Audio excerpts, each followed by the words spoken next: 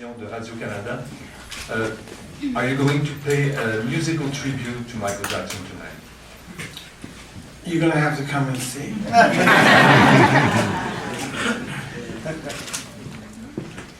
I can say that we have the last two performances that we did, one which was in Kansas, which was an amazing thing because, you know, obviously he was in the Wiz and how that associates with Kansas. And, but we did a celebration there, and then we did the other one in Milwaukee.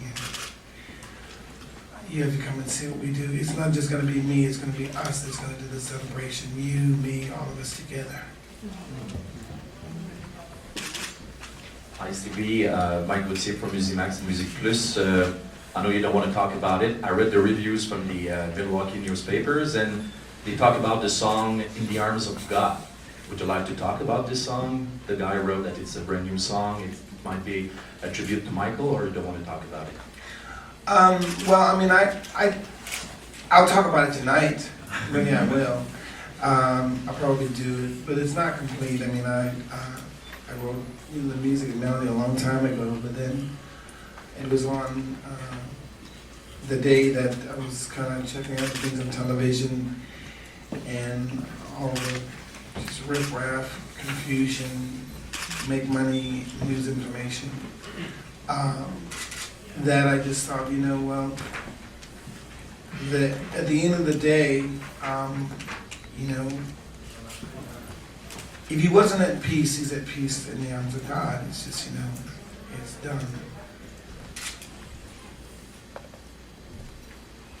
And that's why I think it's so important that, you know, let me preface this by saying, first of all, I think of all of us here in the room as communicators. And so I'm very critical of myself, and I'm critical of you all as well. Because I think that we have a lot to do with how a person feels in the morning or in the afternoon or in the evening. And I clearly understand the importance of people getting information, real information. But I think no different than, you know, there was a time when there was a lot of toxicity in rap, when people were, you know, women were called B's and H's and all that. Well, I think that there's, you know, sometimes there can be toxicity, you know, in the media and press too.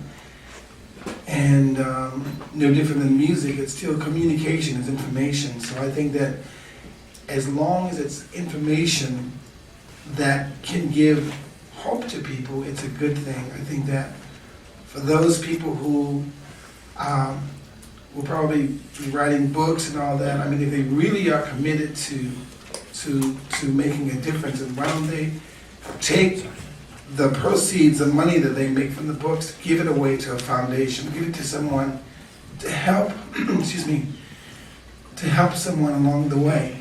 Because at the end of the day, we can make a difference in the world, but it doesn't take just, it's not just the musician, the artist, the songwriter, the rapper, the poet.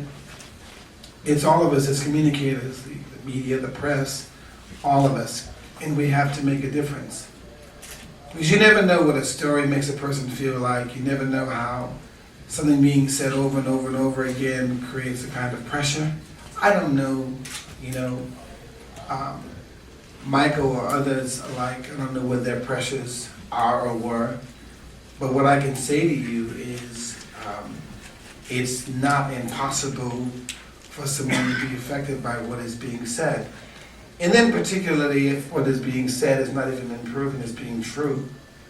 So we as communicators, we have to, with whatever we do, be responsible.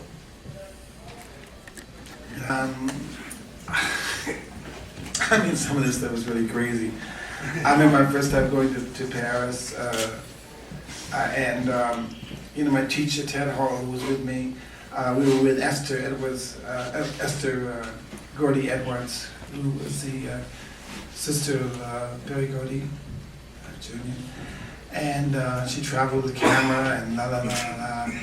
And you know, I was just really ridiculous with wanting to have some sodas and and they had to find a restroom, and you know, it was all kind of crazy for that. And I remember my teacher, when we finally got to the hotel, I guess he'd never seen a bidet before, so you know, he showed me the wrong place.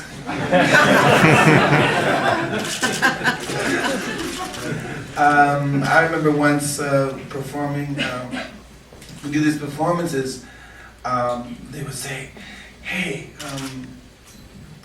this is whatever disc jockey from W, whatever the radio station was, and she's really fine, and she's got this beautiful red dress on. So when you go over to you just say, hi, this is Stevie, and I love this red dress you got on. So I goes in, oh, this is Stevie, I love your little red dress you got on. How does he know I got a red dress on? I whisper in her ear, it's a gimmick.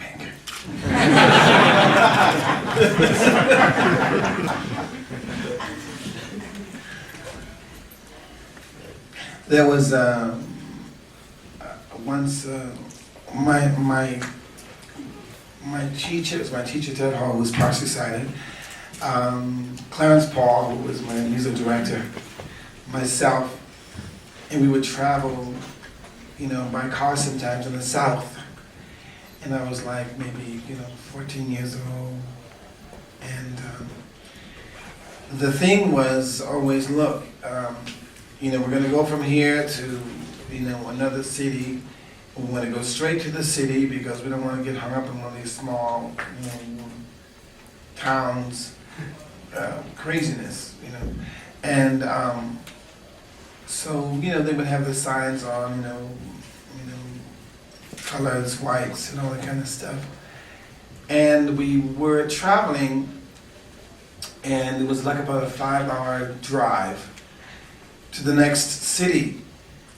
And again, I'd had a soda and another soda. And so, I had to use the restroom along the way. I was wiggling in the back, like, why do you keep wiggling in the back? I said, well, use the bathroom. So Ted, who was white, and Clarence was black, went to this gas station.